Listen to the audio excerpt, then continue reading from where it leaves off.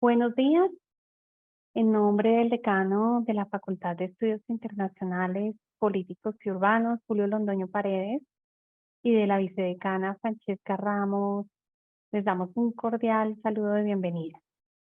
Doy un saludo especial a Arturo José Galindo, economista del Departamento de Investigación del Banco Interamericano de Desarrollo, quien ha aceptado la invitación del Consejo Estudiantil de Relaciones Internacionales de nuestra universidad para la conferencia de hoy.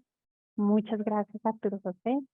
Un saludo a Camilo Briceño, presidente del Consejo Estudiantil de Relaciones Internacionales, quien ha liderado el desarrollo de esta actividad, y también de manera muy especial Sandra Montoya Ruiz, aquí presente también con nosotros.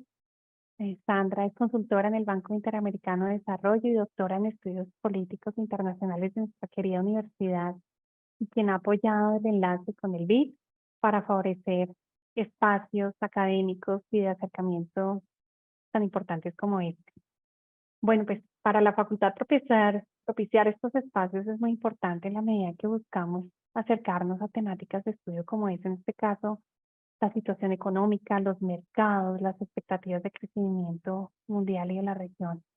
Entonces, voy a dar a continuación, y para no alargarme mucho más porque el tiempo es breve, quiero darle la palabra a Camilo Briceño, presidente del Consejo Estudiantil de Relaciones Internacionales, para la introducción de nuestro invitado especial Arturo José Galindo, y para acompañar a continuación y al final de la actividad de la conferencia, la moderación de las preguntas. Entonces, Camilo, muchas gracias también y bienvenido. Tienes contigo el micro. Muchas gracias, Diana. Buenos días a todas y todos. Es un gusto tenerles aquí este viernes a las 11 de la mañana. Sabemos que puede ser un horario complicado, sin embargo, nuevamente, mil gracias por asistir a este evento.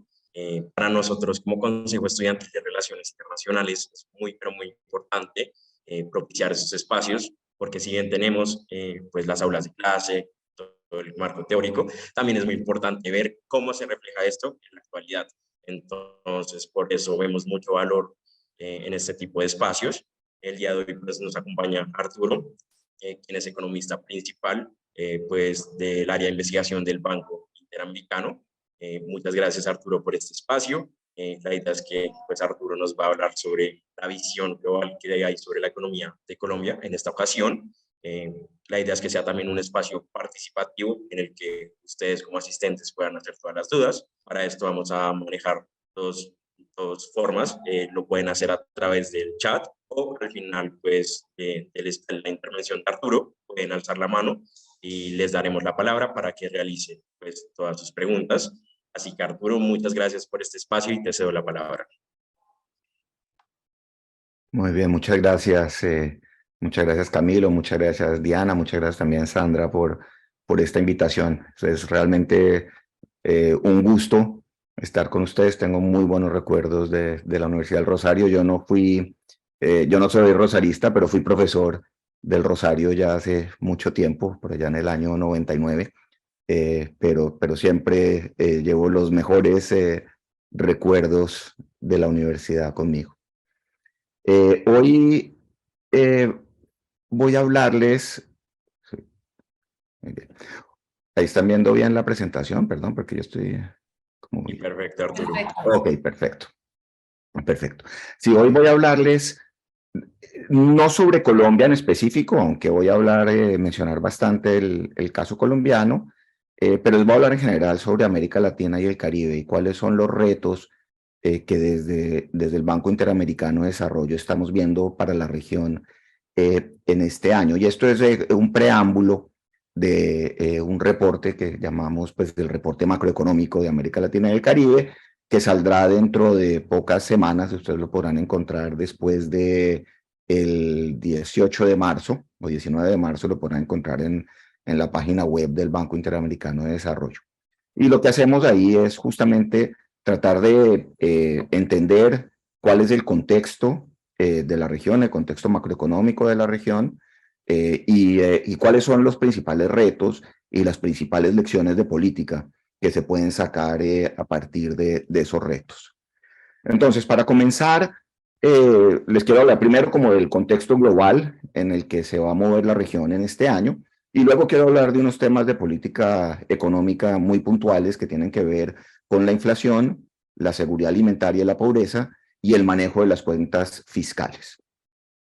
Déjame comenzar hablando del contexto global, porque en general el contexto global para Colombia y para América Latina y el Caribe en general, en el 2023 va a ser un contexto bastante complicado. Y va a ser bastante complicado en dos dimensiones, la primera en al menos dos dimensiones.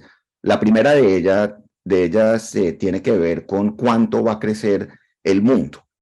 En promedio, el mundo en el año 2022 creció alrededor de 3%. Ahora se espera que en el 23 el mundo crezca 1.8%. O sea, estamos hablando de casi la mitad de lo que creció el año pasado. Ahora, una cosa que cambió fuertemente el crecimiento del mundo fue la invasión de Rusia a Ucrania. Desde acá, en este gráfico, lo que ustedes están viendo son las expectativas de crecimiento para el 2023 en dos momentos del tiempo. Una en febrero del 2022, antes de la invasión de Rusia, y otra hace apenas unas semanas. Y estos son los resultados de unas encuestas que se hacen a diferentes inversionistas en diferentes partes del mundo. Entonces, fíjense cómo cambiaron las perspectivas de crecimiento con el tema de la guerra. Por ejemplo, en el 2022, en febrero, se esperaba que el mundo creciera este año alrededor de 3.3%, y hoy en día lo que se está esperando es que crezca solo 1.8%. Los casos más dramáticos son los de Estados Unidos, donde hace un año se esperaba que el 23 iba a ser un año de crecimiento robusto, por el orden del 2,5%, que es relativamente bueno para la economía de Estados Unidos, y ahora se está esperando que crezca alrededor de medio punto porcentual. La zona euro es aún más dramática, se espera también un crecimiento del orden de 2,5% para este año, y ahora lo que se está viendo es que seguramente no va a crecer mucho, o sea, 0.1% para este año. Y esto es importante para América Latina, pues dado que estos son nuestros principales socios comerciales. Entonces, pues en la medida en que estas economías grandes del mundo funcionen bien, pues va a haber más demanda por nuestros productos y eso pues va a estimular nuestras propias economías. Tal vez el lado positivo, pero eso lo digo entre comillas, del contexto global, es el mayor crecimiento que se espera en China. En el 2022, China creció, todavía no están los datos finales, pero se estima que creció alrededor de 3%. O sea, que es un número muy bajito para los números que usualmente tiene China. Y se espera ahora que este año crezca alrededor de 5%, 4.8, 5%.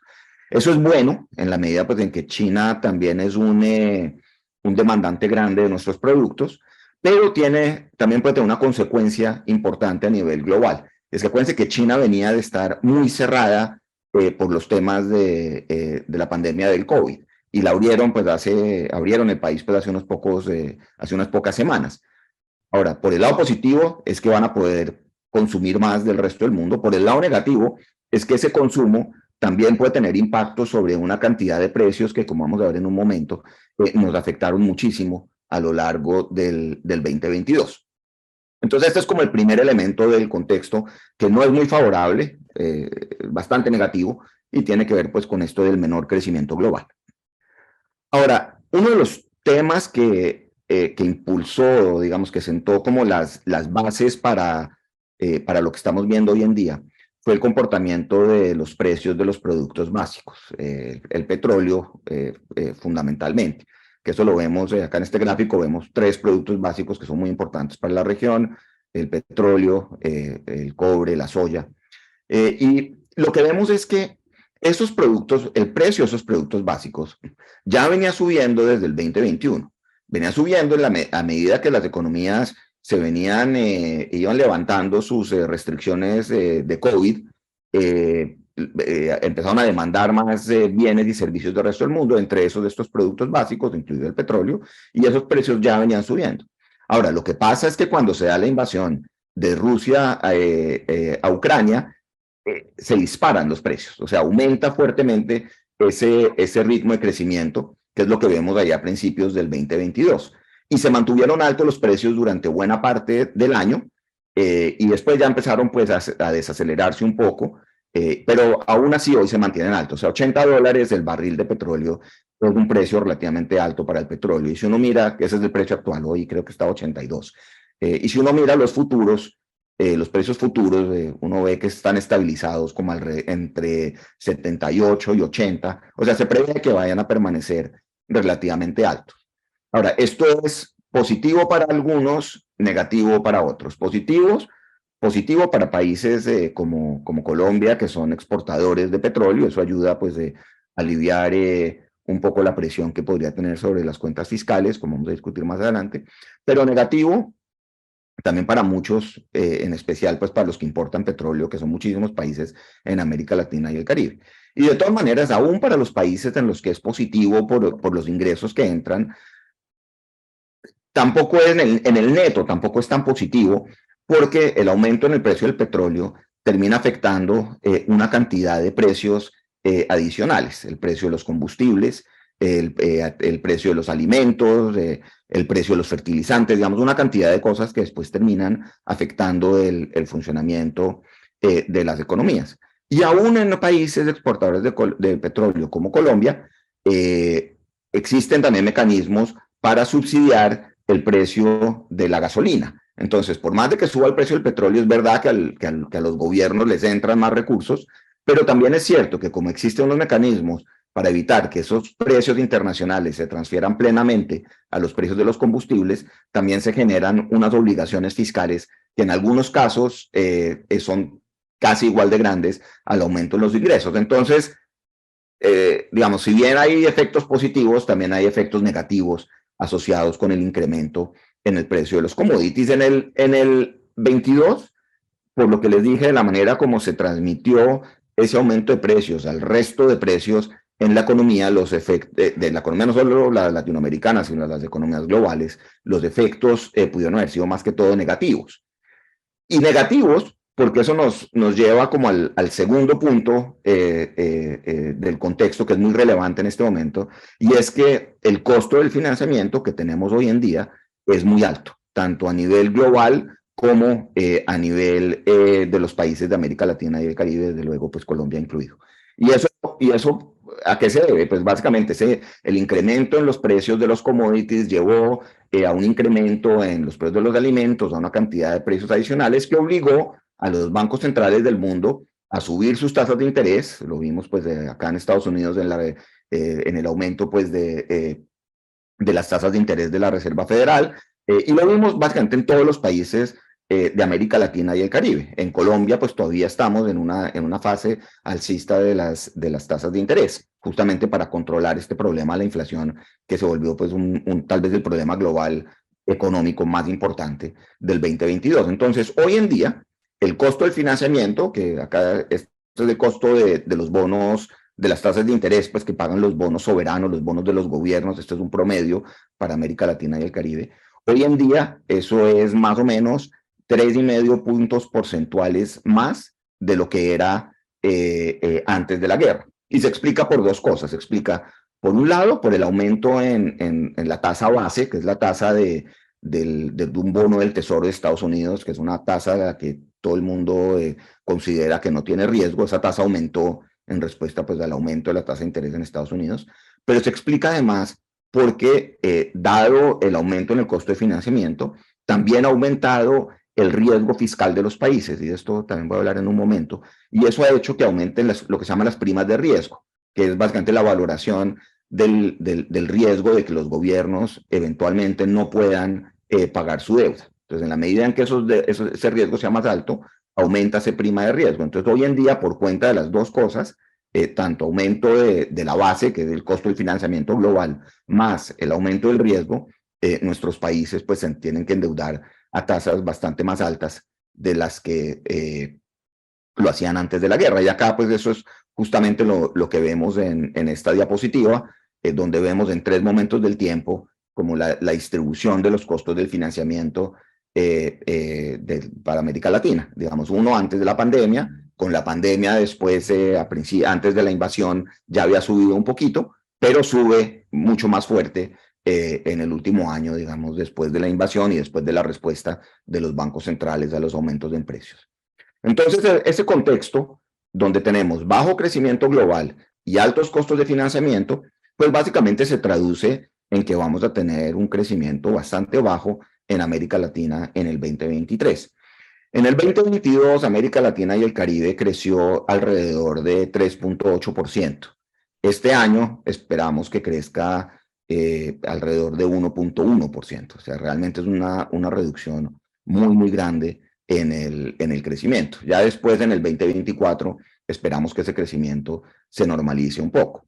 De nuevo, como pueden ver en este gráfico, donde otra vez muestro las proyecciones para el crecimiento del 2023 que había hace un año y las que hay ahora, se ve que hay un ajuste pues monumental en el tamaño de las proyecciones. Y era, pues, obviamente, pues el tema de la guerra en Ucrania, pues no se lo esperaba a nadie hace un año.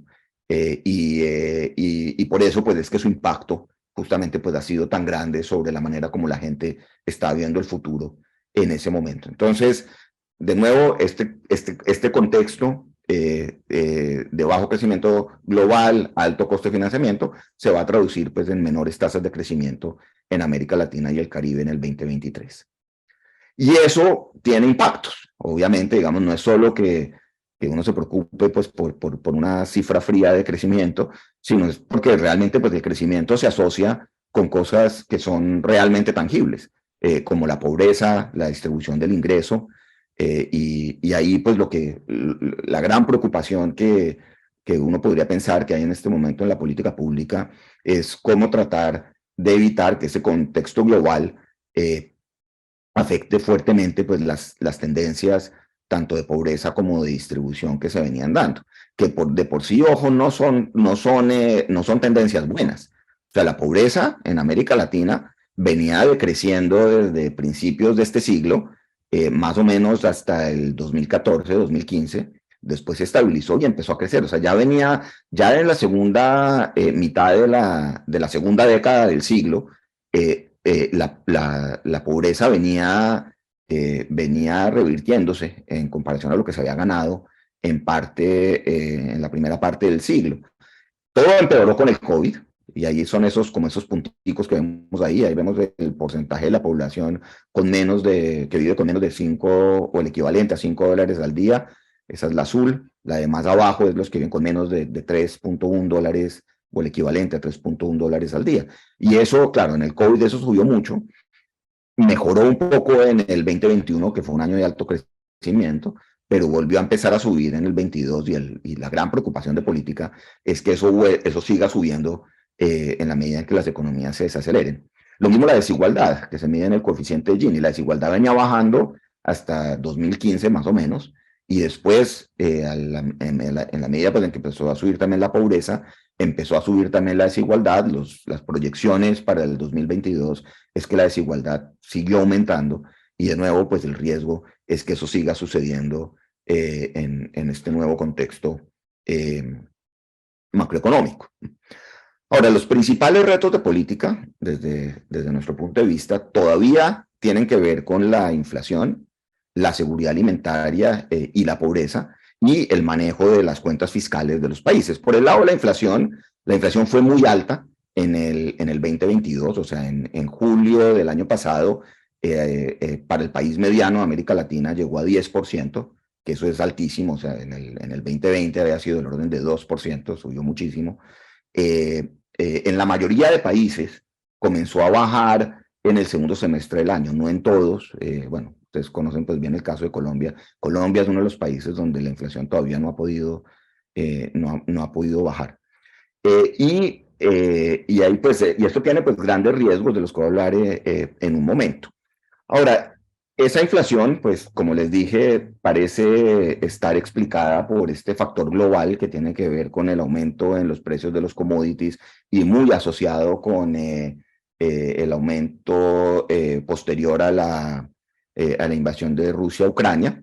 Y eso pues lo vemos de varias maneras. Uno, viendo que en este ejercicio, que es un ejercicio que se llama de componentes principales, que lo que hacemos es mirar las inflaciones de todos los países de América Latina y el Caribe y tratar de identificar mediante técnicas estadísticas un factor común, que es lo que está pintado en negro oscuro.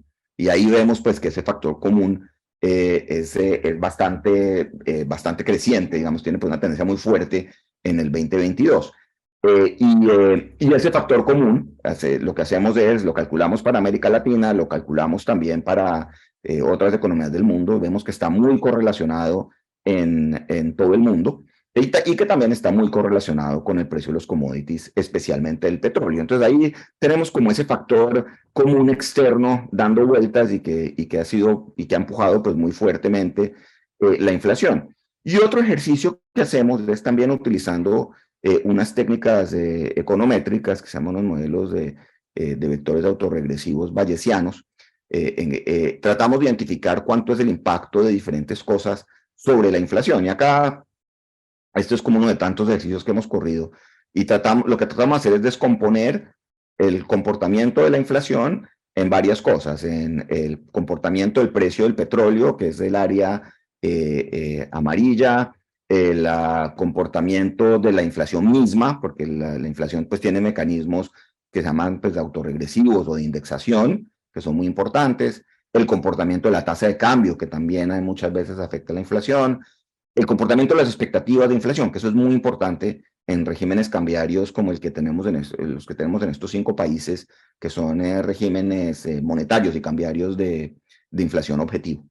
Y fíjense lo que estamos viendo acá es que en la mayoría de países, tal vez Brasil es la excepción, el principal factor que explica la inflación en el 2022 es el área amarilla, que es justamente este crecimiento de los precios internacionales de los combustibles. Entonces viene como este factor externo, de alguna manera pues exógeno a la política pública de estos países, Colombia desde luego incluido, que hace pues que suba fuertemente la inflación. Y lo que les preocupa a en estos países, lo que preocupa mucho para el manejo de la política monetaria, es qué pasa con las expectativas de inflación. Y las expectativas de inflación también se explican en buena medida por ese comportamiento de los precios internacionales de los combustibles. De nuevo, esa es el área amarilla en este gráfico. Entonces, acá ya no miramos la inflación, sino las expectativas de inflación. Entonces, en la medida en que aumenta fuertemente estos precios de los combustibles, hay diferentes mecanismos que hacen que esto no solo afecte lo que está pasando con los precios actualmente, sino también lo que está pasando en el futuro. Estas son medidas de la expectativa de inflación a 12 meses, o sea, de 12 meses en el futuro. Y justamente por esto es que, porque se corre el riesgo de que se desanclen las expectativas de inflación, es que todos los países del mundo reaccionaron muy, muy fuerte, los bancos centrales, subiendo sus tasas de interés. Y acá, pues básicamente lo que vemos es en diferentes momentos del tiempo, estas son distribuciones de las tasas de interés de política monetaria, las tasas de interés de los bancos centrales en América Latina, los azules, en los países avanzados, los del G7, los naranjas. Y vemos que en todos los países subieron y acá lo comparamos, pues de nuevo miramos 3 momentos del tiempo, miramos lo más bajo del COVID, que pues, fue cuando todos los bancos centrales estábamos estimulando lo más que pudiéramos las economías para evitar que las recesiones fueran más profundas de lo que terminaron siendo y de igual fueron muy profundas. 2021, antes de la invasión, y diciembre del año pasado, obviamente después de la invasión, hay que decir pues que en enero subieron en muchos países, en febrero también ya han subido en varios de América Latina y el Caribe, y bueno, también del G7, Estados Unidos también la subió otra vez. Entonces acá pues lo que vemos es una reacción muy fuerte de los bancos centrales por controlar la inflación y las expectativas de inflación. La inflación no se ha corregido en muchos países, se ha corregido en bastantes, no en muchos. Lo que sí ha sido favorable es que las expectativas de inflación se mantienen relativamente ancladas. Fíjense, tanto para el 2023 como para el 2024 se ve una tendencia decreciente y lo que se espera es que la inflación pueda volver a sus niveles de metas que tienen los bancos centrales hacia el 2024 o en algunos países incluso el 2025.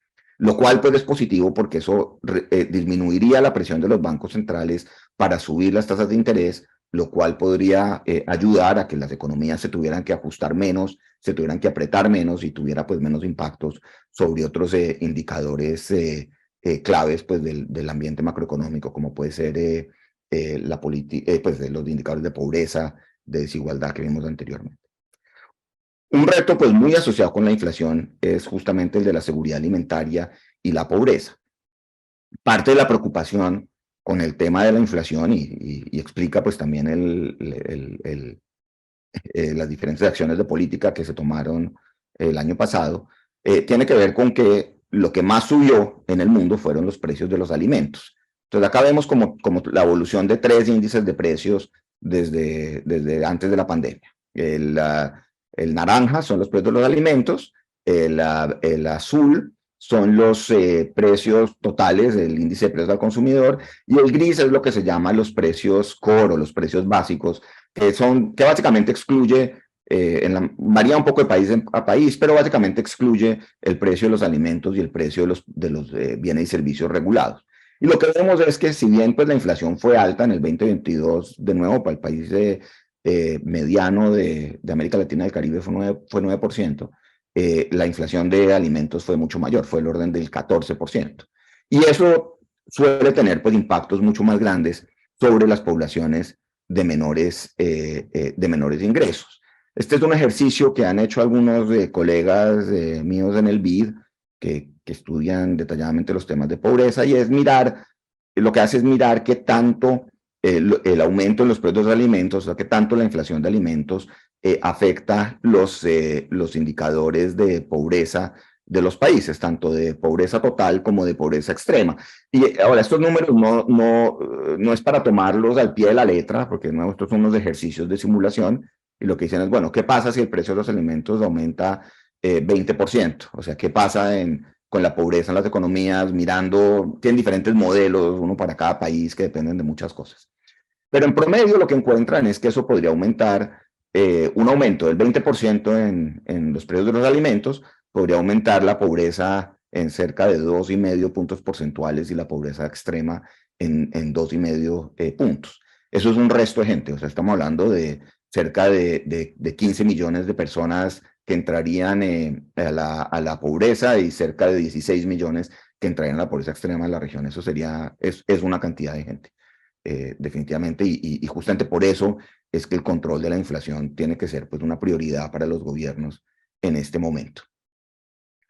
Sobre las cuentas fiscales, pues ahí hay unos temas bastante complicados, porque cuando se desató la pandemia,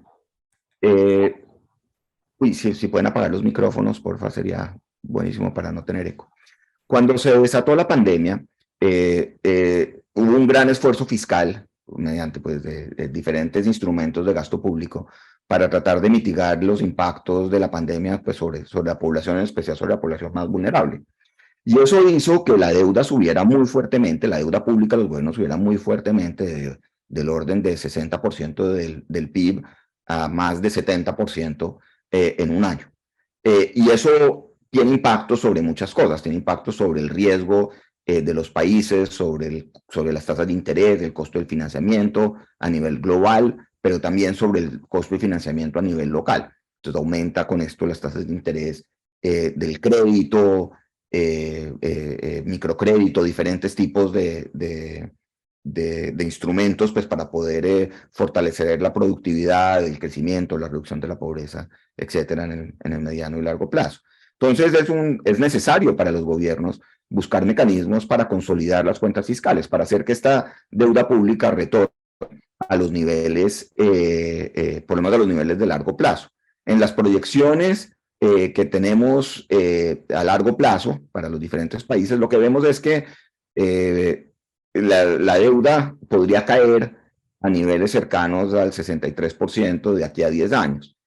Esos niveles todavía son muy altos. La línea roja lo que nos muestra es lo que llamamos los niveles prudentes, que son niveles básicamente que se estiman y que garantizan que los niveles de endeudamiento sean sostenibles, es decir, que se pueda repagar las obligaciones de deuda en el futuro sin mayor problema. Entonces todavía en ese escenario positivo, digamos, de que los niveles de deuda están bajando, todavía habría que hacer un esfuerzo más grande para bajar la deuda a esos niveles prudentes.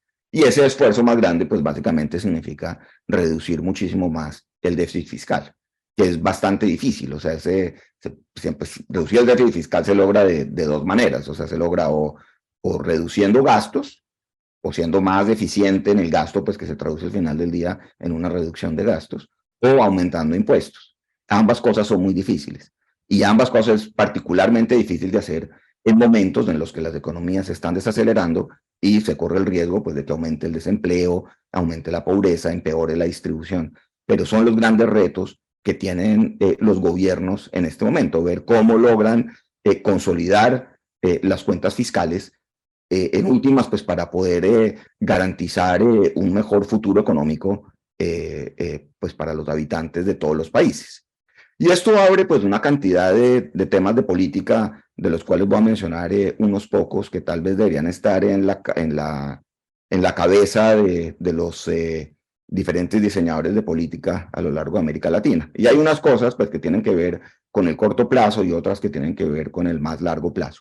En el corto plazo, lo fundamental ahorita es contener la inflación y mantener la credibilidad de las políticas de la política monetaria. Y esto, pues de nuevo, es porque la inflación es tal vez el peor de los impuestos, el más regresivo de todos y tiene pues implicaciones, digamos, no solo directas sobre la dificultad pues de consumir bienes y servicios cuando los ingresos no crecen al mismo ritmo, sino pues también, como mencioné, tiene implicaciones sobre el costo del financiamiento que termina pues afectando a todo el mundo, o sea, no solo a los usuarios de los mercados crediticios, sino también a las mismas personas que se benefician de programas financiados con recursos públicos, transferencias condicionadas o no condicionadas, o cualquier programa de soporte que se base en recursos públicos.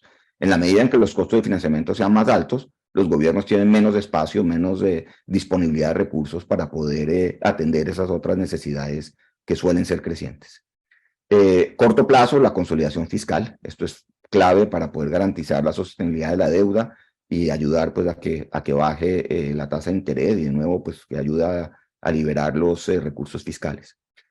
Y esto pues es complicado, digamos, porque están aumentando las presiones de gasto, porque hay presiones para que aumente la pobreza y el desempleo, y al mismo tiempo pues hay que ver cómo se reduce el gasto. Entonces hay que subirlo y bajarlo. Entonces por eso es que el tema de la eficiencia del gasto es clave, porque en la medida en que el gasto se focalice en las poblaciones que más lo necesitan y en los proyectos más rentables, pues se puede lograr se puede de alguna manera lograr quebrar ese dilema que enfrentan los gobiernos. O sea, hay estudios que se han hecho, algunos de ellos en el BID, en que muestran que un aumento en la eficiencia del gasto podría liberar hasta 4 puntos del PIB de gasto público, y eso es muy significativo.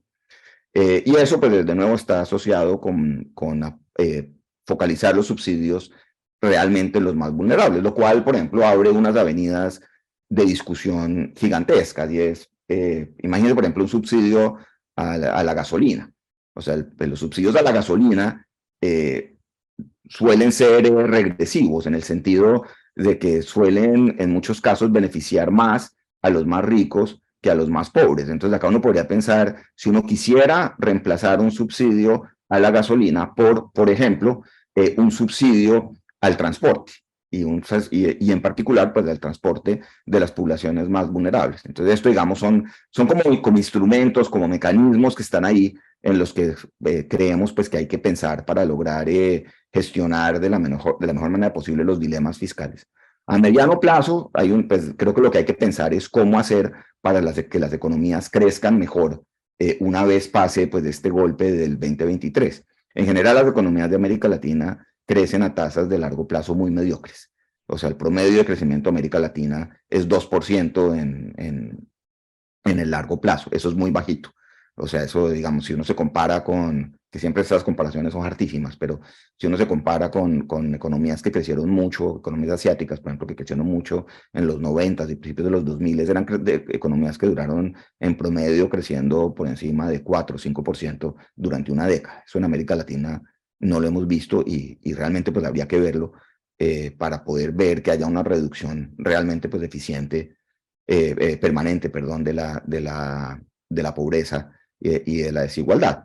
Y bueno, y uno puede pensar en una cantidad de políticas para promover el crecimiento de la productividad, temas que tienen que ver con la adopción de tecnología, digitalización, mejores laborales, mejores habilidades laborales, o mejorar las habilidades laborales para poder insertar a todo el mundo de mejor manera en el mundo productivo, combatir la informalidad, un tema muy grande.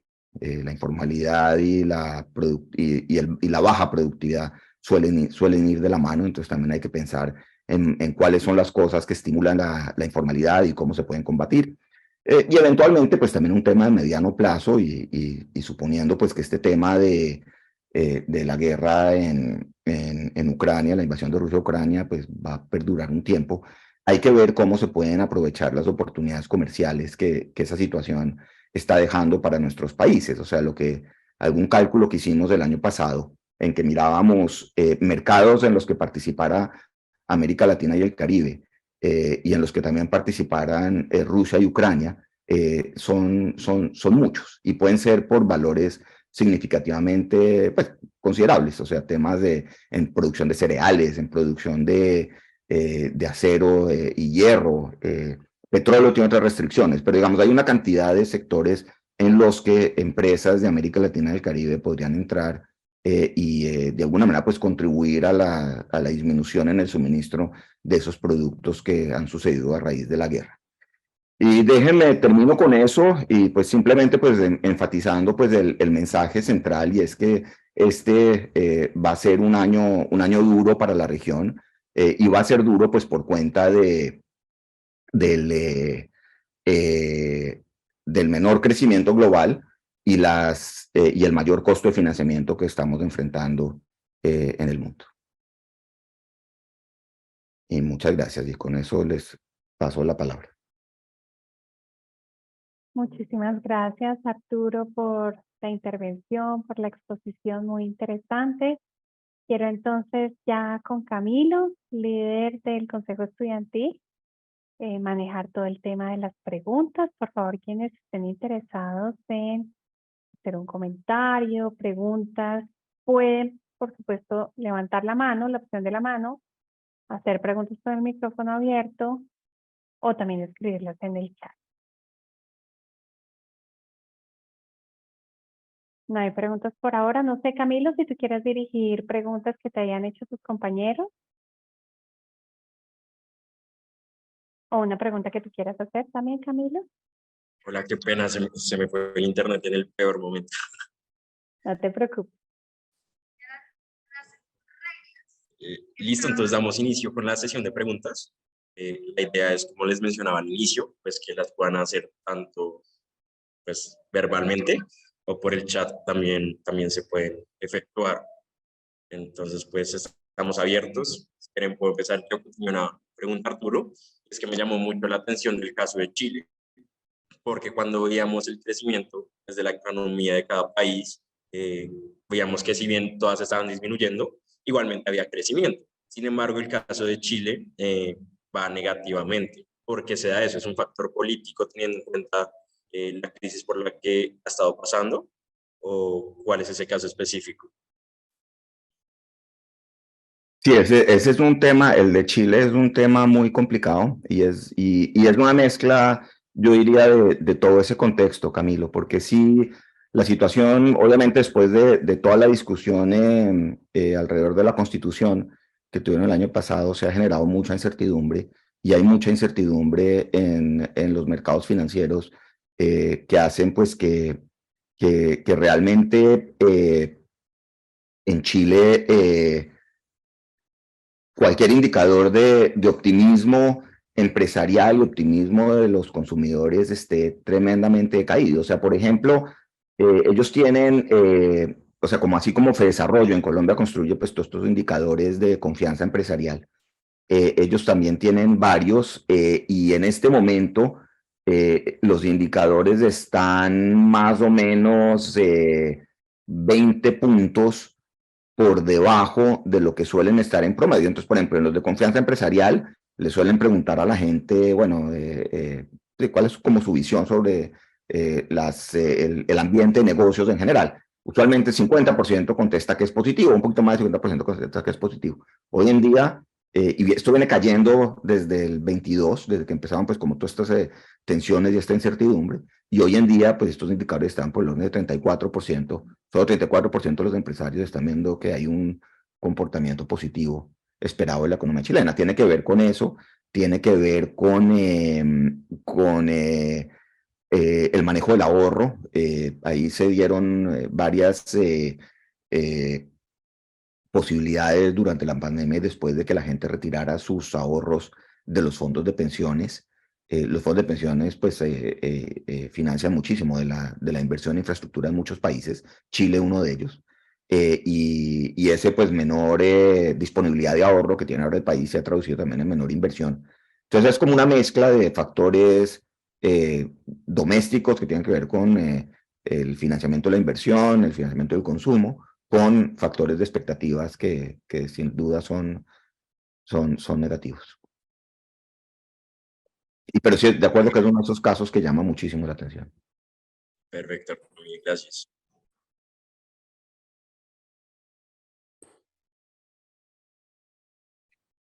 Veo a Sandra con la mano levantada. Sí, Arturo, muchísimas gracias primero por tu excelente presentación. Quizás surgen, pues son varias las preguntas que surgen, pero quisiera centrarme en dos, ¿no? Mencionas como opciones de política pública, particularmente a corto y mediano plazo. Dentro de corto plazo, y esa es la primera pregunta, se sugiere en el estudio que nos socializas aplicar subsidios específicos bien diseñados para proteger a los más vulnerables. Dentro de la amplia gama de subsidios, ¿cuáles tienes en el radar en concreto, particularmente para la región y en el caso puntual de Colombia? Esa es la primera pregunta. Y la segunda, dentro de políticas, también opciones de política pública a mediano plazo, al final nos mencionas aprovechar nuevas oportunidades comerciales. Igual en concreto, ¿cuáles son las que tienes en el radar?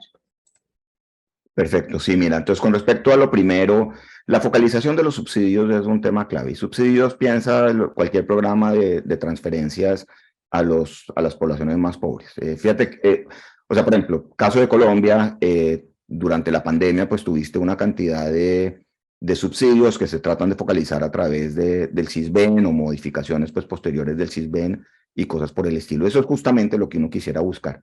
Mecanismos de subsidio que realmente tengan buenos sistemas de focalización. El problema, o sea, lo peor que puede pasar con los subsidios es que le lleguen a quienes no lo necesitan. Y creo que la experiencia que nos dejó la pandemia en muchos países es que el uso de los recursos públicos pudo haber sido un poco más eficiente de lo que fue. O sea, había en muchos países, había mecanismos de subsidios donde no estaban, donde le llegaban a las poblaciones más pobres, posiblemente no a todas, pero sí en gran mayoría a las poblaciones más pobres, pero también le llegaba una cantidad de gente que realmente no necesitaba los subsidios. En el lado empresarial durante la pandemia se vio muchísimo. O sea, hubo muchas empresas que tuvieron acceso a subsidios sin necesariamente, sin que fuera, digamos, de primera necesidad. O sea, había empresas que igual tenían un buen funcionamiento de su actividad y que igual, pues dado que el subsidio estaba, los diferentes subsidios están abiertos para todo el mundo, igual los tomaron sin que fuera estrictamente necesario. Entonces yo creo que el tema de cómo se focalizan es clave, y era uno de los ejemplos que les ponía, es muy importante, que es el tema de la gasolina. Porque esto no es, o sea, en Colombia lo vemos, pero no solo en Colombia, esto es un tema en prácticamente todos los países de América Latina y el Caribe. En todos tenemos mecanismos para subsidiar fuertemente el precio de la gasolina. Y es obvio, porque, o sea, si un país permite que el alza que se dio a nivel internacional se tradujera en un alza en el precio de la gasolina, se le puede armar un problema político y social bastante complicado. Pero entonces el tema es cómo trata uno de diseñar mejor ese subsidio, porque el de la gasolina al final del día beneficia también muchas veces a más gente de la que uno quisiera en términos de dónde enfocar recursos públicos, ¿no? O sea, porque el tema de los recursos públicos es que siempre son escasos. Y dado que son escasos, pues uno quiere que vayan a las poblaciones realmente más vulnerables. Entonces, una pregunta que se abre, pues es, ok, ¿es preferible tener estos subsidios generales que benefician a todos o queremos pensar en mecanismos específicos para llegar a las poblaciones más vulnerables, por ejemplo, mediante lo que puede ser un subsidio específico al transporte? Ahora, con respecto a lo de las oportunidades comerciales, mira, hay muchos casos digamos, que se pueden dar. O sea, y lo que te digo, un poco repitiendo, qué fue lo que hicimos en ese ejercicio. Miramos país por país del mundo, a dónde exportaba, país por país, producto por producto. O sea, para que realmente estuviéramos hablando del mismo mercado. Entonces, identificamos países donde Rusia o Ucrania exportaban el producto X y al menos un país de América Latina y el Caribe también exportaba el mismo producto a el mismo país. O sea, de manera que no estamos hablando pues, de una cosa completamente hipotética que fuera, listo, Rusia y Ucrania ya no están exportando trigo, entonces nuestros países pueden exportar, pues ya no están exportando trigo al país Y, entonces nuestros países pueden exportar al país Y. Eso no es así porque en la práctica eso es muy difícil. Abrir un mercado es muy difícil. Entonces lo que dijimos es, ok, miremos si Rusia y Ucrania exportan trigo al país Y, mayoritariamente Ucrania, que es gran exportador de trigo, miremos entonces dónde algún país latinoamericano también exporta trigo a ese país Y. Entonces, estas son las oportunidades de negocio. O sea, ya hay una puerta abierta en un mercado. Si se cayó la oferta por un tema de la guerra, entonces, ¿qué pueden hacer los países nuestros para tratar de, ya que tienen un pie adentro, digamos, pues meter toda la pierna, básicamente, en ese mercado? Y ahí es donde identificamos esas oportunidades. Hay mucho en granos, y pues básicamente pues porque estos dos países son grandes exportadores de granos a nivel mundial.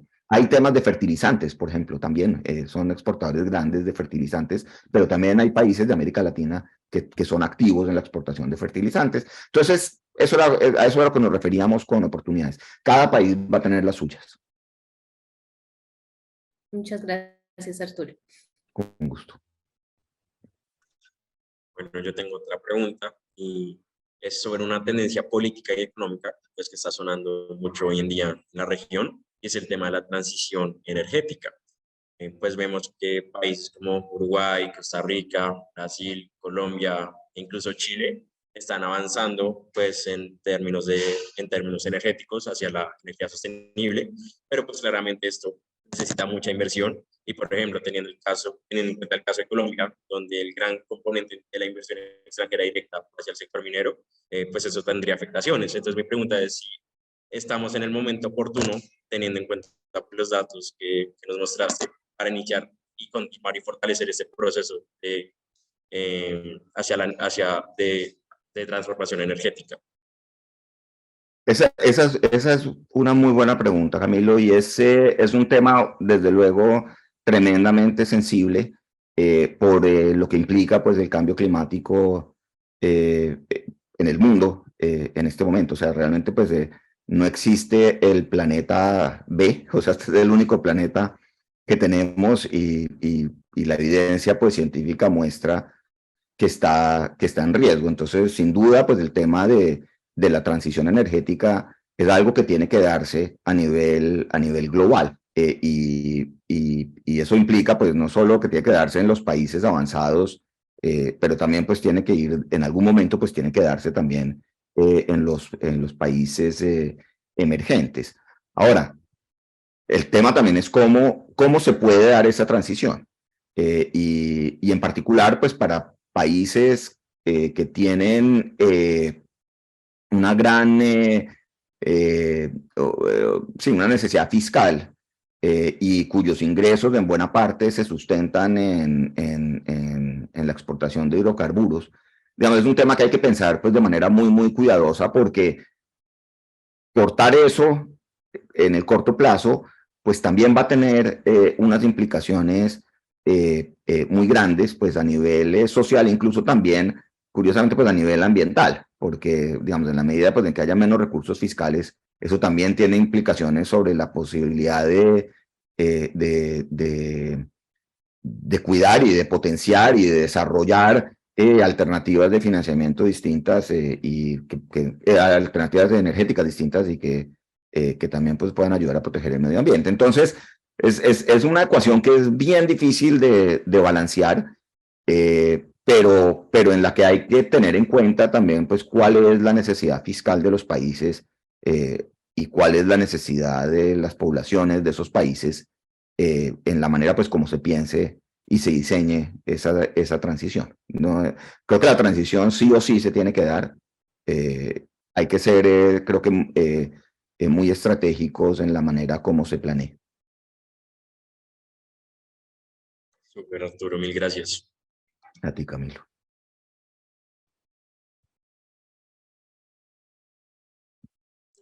¿Alguien más tiene otra pregunta? Recuerden que están los dos canales abiertos, tanto el verbal como el medio del chat.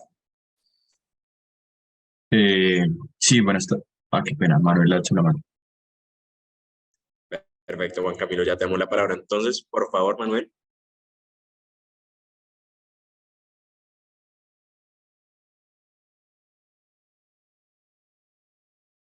Manuel, tienes el micrófono cerrado.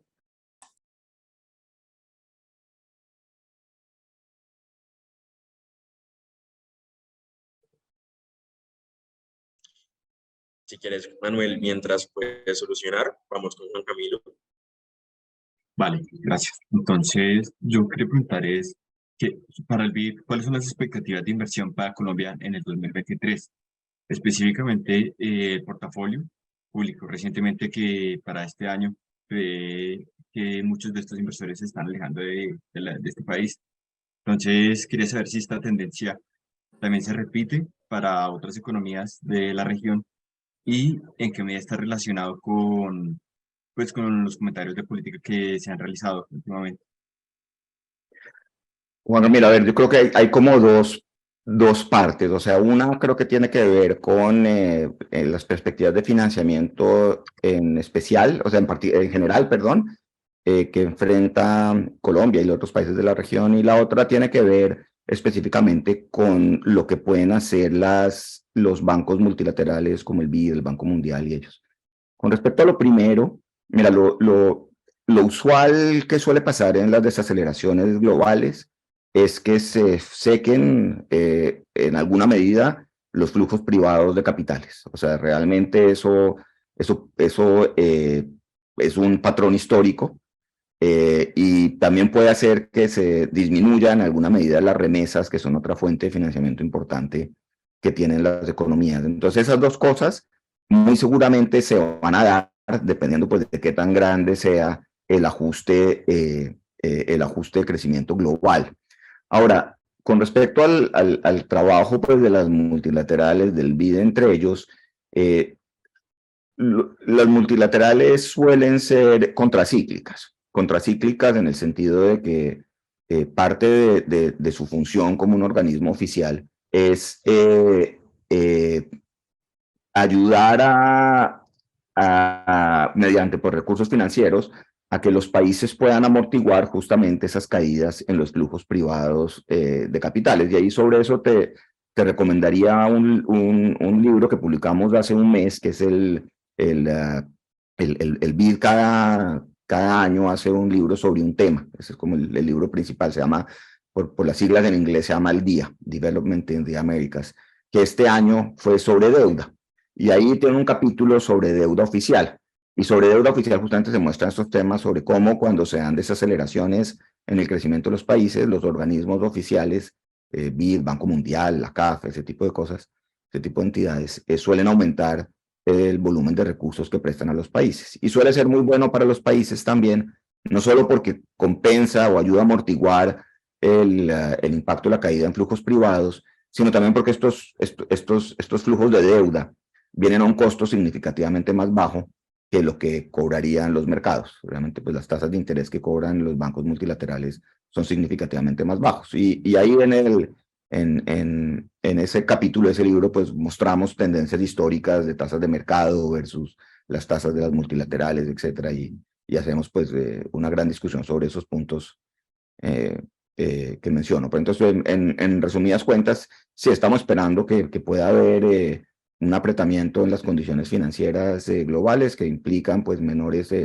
flujos de financiamiento al país o flujos más caros de financiamiento al país, que también es otro problema. Y por otra parte, pues está la posibilidad de que las multilaterales puedan ayudar a compensar parcialmente esa situación. Muchísimas gracias. A ti, Juan Camilo. Perfecto. Ahora sí, Manuel. Sí, buenos días. Eran dos preguntas. Una era una de las primeras gráficas, que estaba la tasa base, la prima de riesgo, que me llamó la atención que la prima de riesgos eran bastante alta, pero cada país tiene una prima de riesgo distinta. Entonces, en esa gráfica, esa prima de riesgo era un promedio de toda América Latina y el Caribe. Esa es la primera pregunta. Y la segunda tiene que ver con la parte fiscal, que se habló que hay que disminuir gastos, pero el BID piensa que también, por ejemplo, deben aumentarse los impuestos, o que los impuestos sean progresivos, o mejorar la eficiencia en el cobro de los impuestos. Sobre la parte fiscal, además de disminuir los gastos, ¿qué otra alternativa o propuesta tiene el BID? Muy bien, Manuel, muchas gracias por las preguntas. Sí, mira, el gráfico que mostré es, sin duda, pues es un promedio. Ese es un promedio regional de las primas de riesgo. Claro, y como tú bien dices, pues hay una varianza pues muy grande. O sea, tú tienes países que tienen, pues, o sea, Colombia en este momento está como por el orden de 360 más o menos puntos básicos, que es bastante, versus Perú, que debe estar todavía, a pesar de los problemas, pues está por el orden de 200 puntos básicos, algo así, puedo confirmarlo, pero por ahí pueden ser los números. Entonces, si tienes una gran variabilidad, y lo que estábamos mostrando ahí era el promedio, justo, espérate, es que tengo aquí los datos. Claro, sí, mira, Colombia, pues en este momento tiene una prima de riesgo de 395, Perú tiene 189, Uruguay 103, o sea, Brasil 245. Entonces tienes como una gran varianza en esas primas de riesgo. Pero de nuevo, pues esto era solo como para ilustrar el punto de que en general lo que se ha pasado es que esas primas de riesgo han aumentado desde hace un año atrás, y han aumentado es justamente porque se ha debilitado la posición fiscal. Sobre las medidas para fortalecer las cuentas fiscales, mira, hay muchas. Ahí les daría dos como referencias, o sea, ahorita puedo hablar de algunas, pero dos referencias donde hay tres referencias donde hay bastantes medidas, son justamente en estos informes de los que mencioné, como el de deuda. En los últimos años también se hizo uno de gasto, y otro sobre ingresos. Entonces, realmente ahí hay una cantidad de discusiones sobre cuáles son las alternativas fiscales que tienen los países. Eso puedes encontrarlos en la página web del banco buscando día, y ahí vas a ver, se publican los días de todos los años. Y otra referencia es, al principio les hablé sobre este reporte macroeconómico que producimos. Ahí pues vamos a tener otra vez más detalles sobre propuestas, pero en el reporte macroeconómico de los últimos 2 años también hemos hablado sobre bastantes propuestas de tipo fiscal.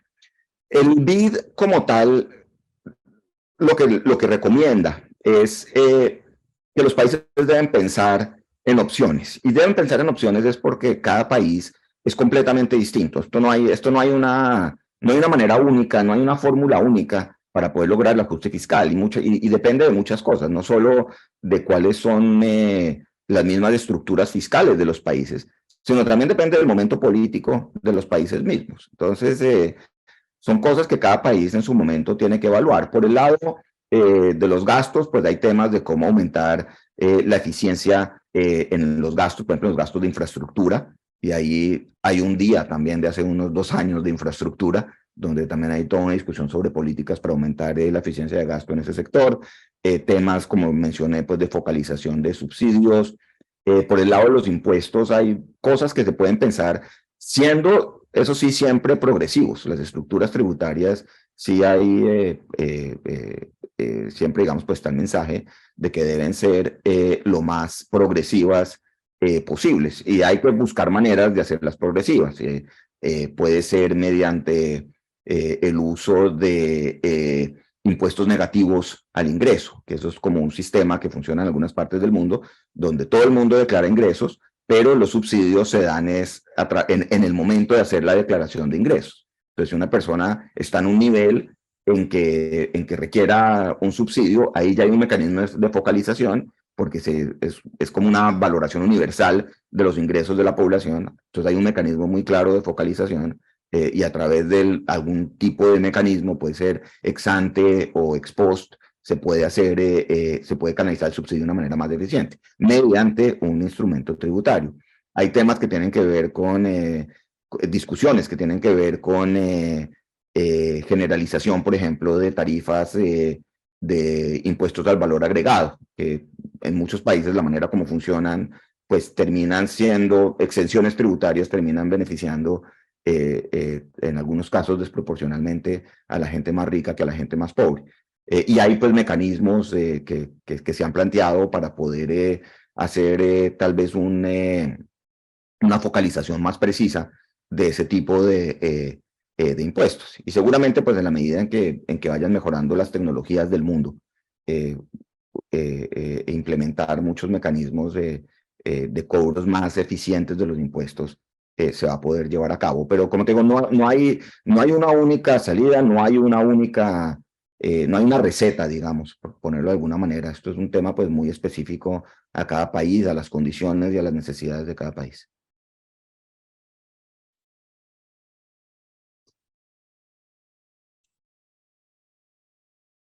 Perfecto, Arturo, mil gracias. Bueno, creo que ya no tenemos más preguntas, ¿cierto? Bueno, yo sí quisiera preguntar otra cosa para Arturo, Adelante. y es que yo sí quisiera saber por qué las estrategias del alza de la tasa de interés aquí en Colombia para el Banco de la República no han sido efectivas, mientras que, pues como había mencionado, para el caso de Estados Unidos, el Banco de la Reserva, pues esta sí ha cedido. No ha sido, Colombia no ha sido el único país donde no ha sido la inflación. O sea, es uno de esos, no ha sido el único. Pero pues la verdad, pues hay varios factores que también afectan la inflación. O sea, no es solo el tema del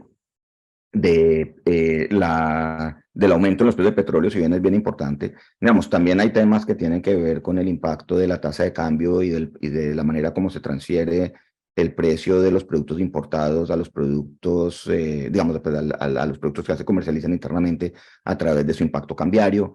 Temas también de una demanda agregada que empezó a activarse de manera muy rápida. Digamos, pues hay una gran cantidad de temas más allá del tema de petróleo que también ha afectado la inflación. Yo no tengo duda de que eventualmente pues la inflación va a empezar a corregirse, o sea, y lo ve uno pues viendo números de expectativas de inflación a 12, 24 meses, digamos, se ve pues que ya los diferentes agentes están pronosticando que la inflación eventualmente pues va a converger, ojalá eso suceda rápido.